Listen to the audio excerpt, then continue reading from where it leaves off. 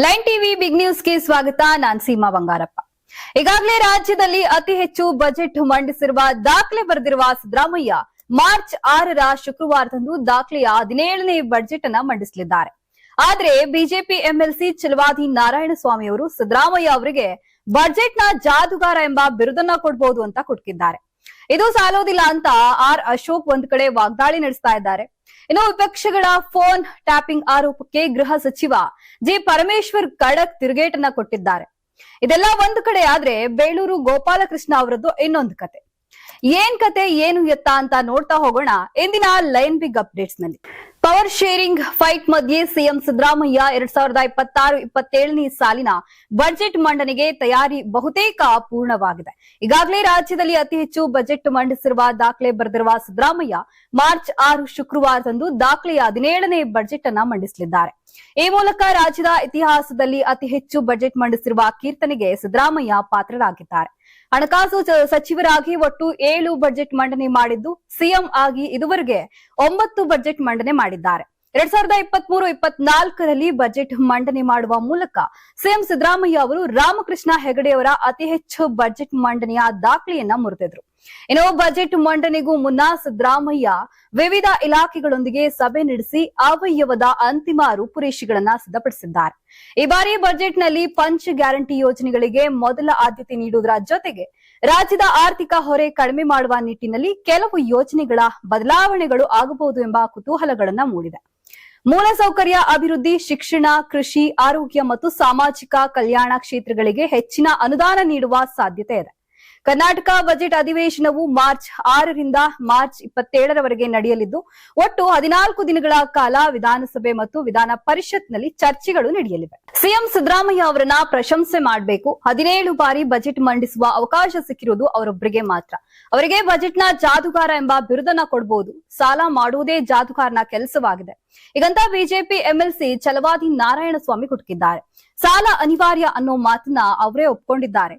ಸಾಲವಿಲ್ಲದೆ ಈ ಸರ್ಕಾರ ಒಂದು ಹೆಜ್ಜೆಯೂ ಮುಂದೆ ಹೋಗೋದಿಲ್ಲ.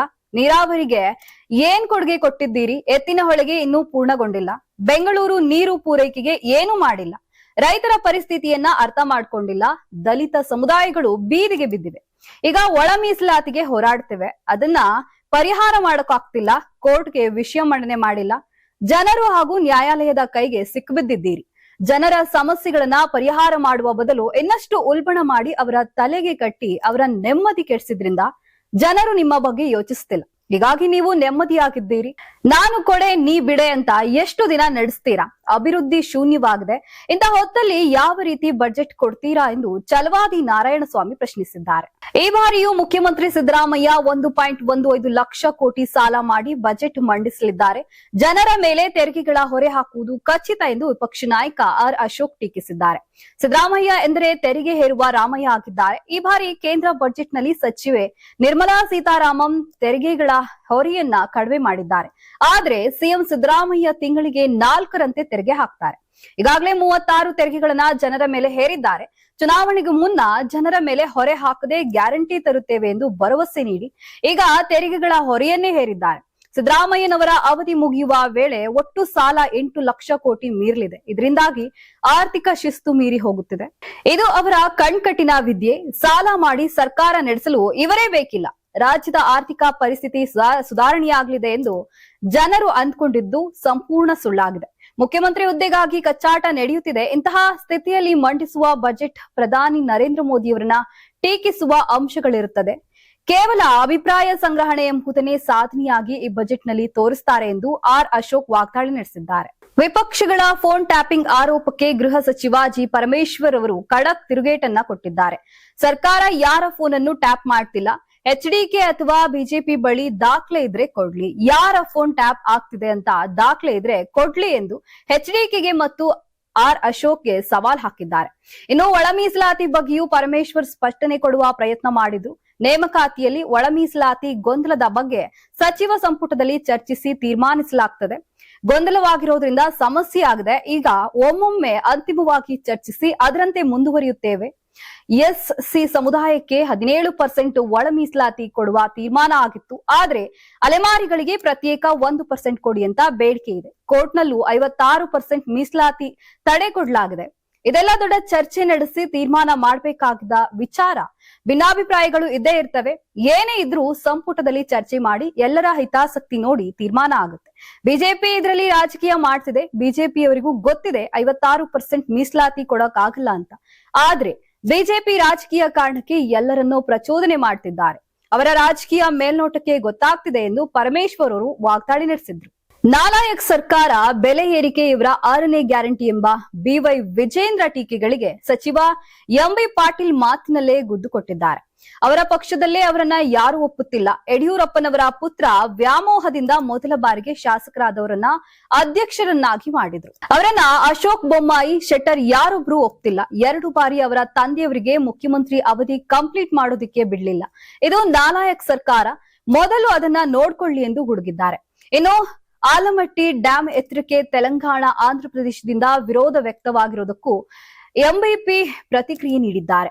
ಅವರ ವಿರೋಧಕ್ಕೆ ಮಹತ್ವ ಕೊಡಬೇಕಾಗಿಲ್ಲ. ಕೇಂದ್ರ ಸರ್ಕಾರ ಬಜೆಟ್ ನೋಟಿಫಿಕೇಶನ್ ಹೊರಡಿಸಬೇಕು. ಶೆಟ್ಟರ್ ಸೇರಿದಂತೆ ನಮ್ಮ ಎಂಪಿಗಳು ಕೇಂದ್ರಕ್ಕೆ ಹೇಳಬೇಕಿದೆ. ಆದ್ರೆ ಇವರ್ಯಾರು ಮಾತನಾಡೋದೇ ಇಲ್ಲ.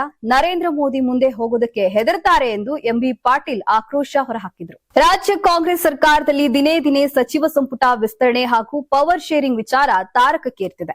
ಪುನರಾರಚನೆ ಬಗ್ಗೆ ಶಾಸಕ ಬೇಳೂರು ಗೋಪಾಲಕೃಷ್ಣ ಏರು ಧ್ವನಿಯಲ್ಲೇ ಆಗ್ರಹಿಸಿದ್ದಾರೆ. ಮುಖ್ಯಮಂತ್ರಿಗಳು ಬಹಳ ಸ್ಪಷ್ಟವಾಗಿ ಹೇಳಿದ್ದಾರೆ, ಹೊಸದಾಗಿ ಆಯ್ಕೆಯಾದವರಿಗೆ ಕೊಡಲ್ಲ, ಅವಶ್ಯಕತೆ ಇಲ್ಲ ಎಂದಿದ್ದಾರೆ. ಹಾಗಾದ್ರೆ ಹೊಸದಾಗಿ ಬಂದವರು ಕಾಯಲಿ, ಆದ್ರೆ ನಮ್ಮಂತ 3 ಸಲ ಗೆದ್ದಿರುವ ಸೀನಿಯರ್ ಲೀಡರ್ಗಾದ್ರೂ ಕೊಡಿ. ಇದರಲ್ಲಿ ಏನ್ ತಪ್ಪಿದೆ? 2ನೇ ಬಾರಿಗೆ ಗೆದ್ದಿರುವವರಿಗೆ ಕೊಟ್ಟಿದ್ದೀರಿ, ಆದ್ರೆ 3 ಬಾರಿ ಗೆದ್ದವರಿಗೆ ಕೊಡೋದಿಕ್ಕೆ ಏನಾಗಿದೆ?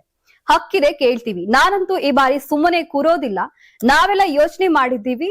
ನೀವು MLCಗೆ ಕೊಡ್ತಿರೋ ಇನ್ನೊಬ್ರಿಗೆ ಕೊಡ್ತಿರೋ ಗೊತ್ತಿಲ್ಲ. ನಾವು ಸೀನಿಯರ್ ಇದ್ದೀವಿ, ನಮಗೊಂದು ಅವಕಾಶ ಕೊಡಿ. ಈಗಾಗಲೇ 2.5 ವರ್ಷ ಆಗೋಯ್ತು, ನೀವು ಇನ್ ಯಾವಾಗ ಕೊಡ್ತೀರಾ? ಗಟ್ಟಿ ಧ್ವನಿಯಲ್ಲೇ ಕೇಳ್ತಿದ್ದೀವಿ. ನಮ್ಮಲ್ಲೇನು ಬಣ ಇಲ್ಲ. ಬಜೆಟ್ ಬಳಿಕ ಸೀನಿಯರ್ಗಳಿಗೆಲ್ಲ ಒಂದು ನಿರ್ಧಾರಕ್ಕೆ ಬರ್ತೀವಿ. ಎಷ್ಟು ದಿನ ಸುಮ್ಮನೆ ಇದ್ವಿ? 5 ವರ್ಷ ಅವರೇ ಇರ್ಬೇಕಾ? ಹಾಗಿದ್ರೆ ನಮ್ಮನ್ನೇನು ಮಾಡ್ತೀರಾ ಎಂದು ಹೈಕಮಾಂಡ್ ಎದುರು ಖಡಕ್ ಪ್ರಶ್ನೆಯನ್ನ ಮುಂದಿಟ್ಟಿದ್ದಾರೆ.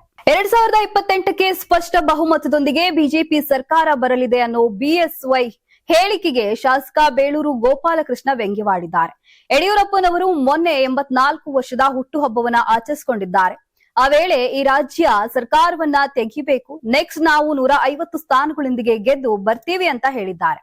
ಈ ಹಿಂದೆಯೂ ಮಿಷನ್ 150 ಅಂತ ಹೇಳಿದ್ರು. ಈ ಬಾರಿಯೂ ಹೀಗೆ ಹೇಳಿದ್ದಾರೆ. ಆ ರೀತಿ ಹೇಳಿದಾಗ್ಲೆಲ್ಲ ಬಿಜೆಪಿ 100ರ ಮೇಲೆ ಹೋಗಿಲ್ಲ.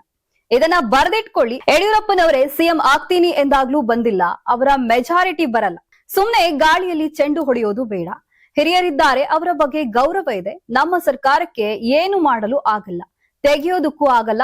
ಮುಂದೆಯೂ ಕಾಂಗ್ರೆಸ್ ಸರ್ಕಾರ ಬರಲಿದೆ, ಅದನ್ನ ನಾವು ಮಾಡೇ ಮಾಡ್ತೀವಿ. ಯಡಿಯೂರಪ್ಪನವರ ಮಾತಿಗೆ ಯಾವುದೇ ಬೆಲೆ ಇರೋದಿಲ್ಲ, ಹೀಗಂತ ಬೇಳೂರು ಗೋಪಾಲಕೃಷ್ಣ ಟೀಕಿಸಿದ್ದಾರೆ.